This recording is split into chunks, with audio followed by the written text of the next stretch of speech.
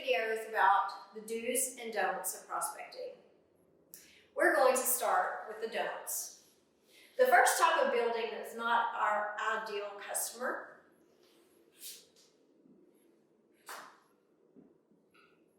apartments.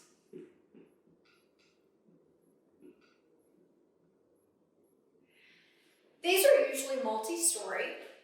Additionally, they're generally managed by a management company. That's not the person we want to do our pitch for. We are looking for owners. Also, the construction process for apartments is a nightmare. If we're trying to roof the building and there are cars parked everywhere, people coming and going, logistically, it just doesn't make sense. The second type of building I would like you to avoid would be the high-rise. Now, by this, I mean anything over 3 stories tall. We just don't get compensated enough by the insurance company to warrant the difficulty in construction that a high-rise brings. The third type of building you need to avoid when prospecting, restaurant.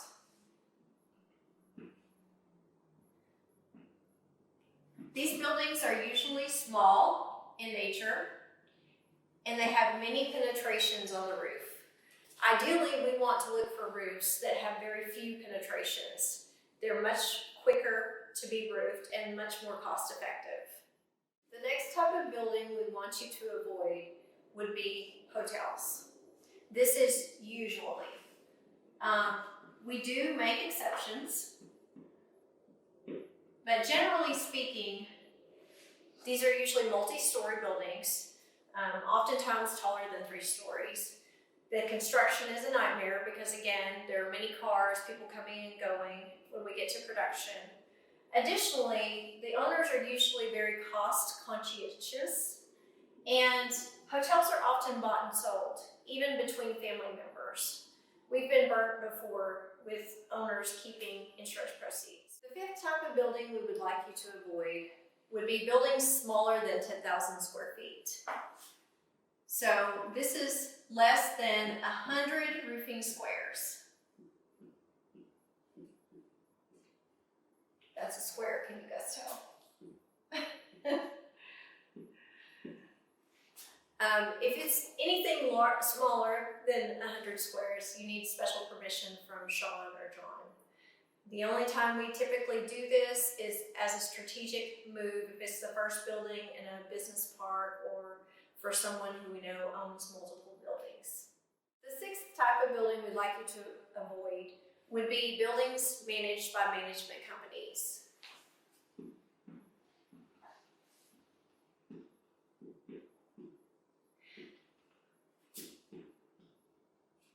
Oftentimes, these are large conglomerates. They might have their own roofing company, they might have their own construction company. Even realtors, commercial realtors, are not necessarily a good avenue to pursue. Usually it just results in a lot of red tape and wasted time. Finally, the last type of roof I would like you to avoid when prospecting is the gravel ballast roof.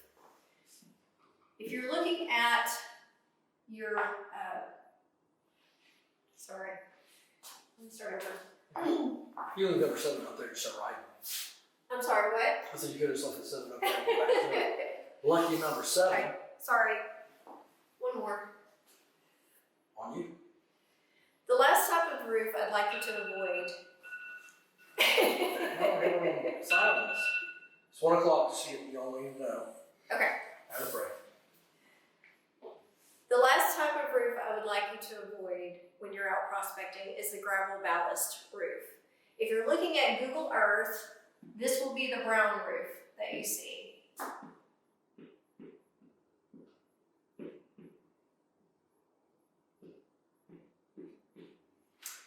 These roofs are comprised of many small pebble rock looking things on the roof if you're not familiar, if you've not been on one. Finding hail damage or where a leak starts on this type of roof is very, very difficult.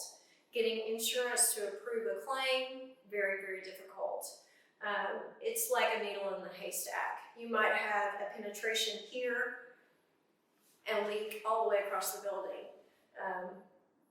To have hail damage that's visible, it basically would take boulder size hail. So these are the type of roofs that are not ideal to spend time on. The first type of building I would like you to pursue when you're out prospecting: church. Everybody needs to go to church. Just kidding. Okay, the reason churches are good buildings to pursue, they usually have a multitude of different roofing types. That's okay.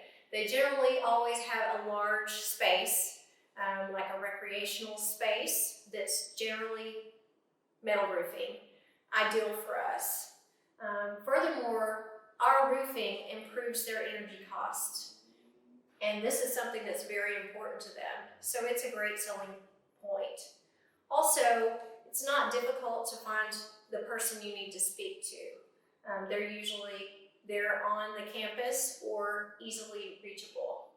So churches are always a good place to start. One other thing that's important to know about church: whenever a church is insured, it's usually insured by one of 3 carriers. We run into the same carriers over and over again with churches. That means we run into the same adjusters. We have an established relationship. So it's always a good avenue to go. The next type of building that's good to pursue when you're prospecting would be mini storage.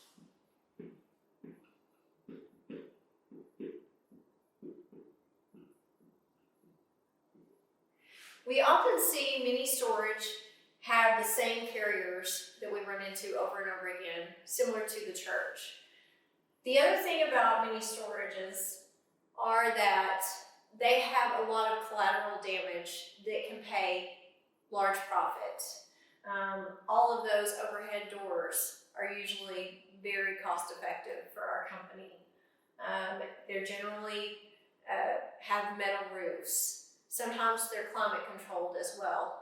And a business owner that owns a mini storage, they want to get the roof taken care of before they have any leaks. Otherwise, they're going to have many people upset with them that are contracted to store their materials in the storage. The next type of building that's good to pursue when you're out prospecting are oil industry buildings.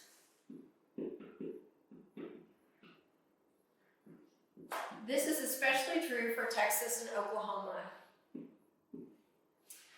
Arkansas and some of our other branches probably won't see as many of these buildings available.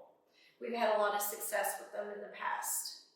The next type of building to look for when you're out prospecting would be flex space. Now, what I mean by this, buildings that are usually leased, maybe a little strip mall, maybe a warehouse, things of that nature. They have tenants come and go, but they're usually not managed by a large management group. They're usually owned by an individual. It's not difficult to get in touch with the individual, and they oftentimes have many different buildings. Another type of building that you want to look for when you're prospecting: car dealerships. These are usually large. Additionally, they know exactly when the last hailstorm occurred because they've generally had a hail sale for their cars. They've had an insurance claim on the cars already. Sometimes where we've found success in the past, we've gone in where a dealership filed a claim on cars and didn't have their roof looked at. Well, if you had hail impact the cars, it did the same thing to your roof.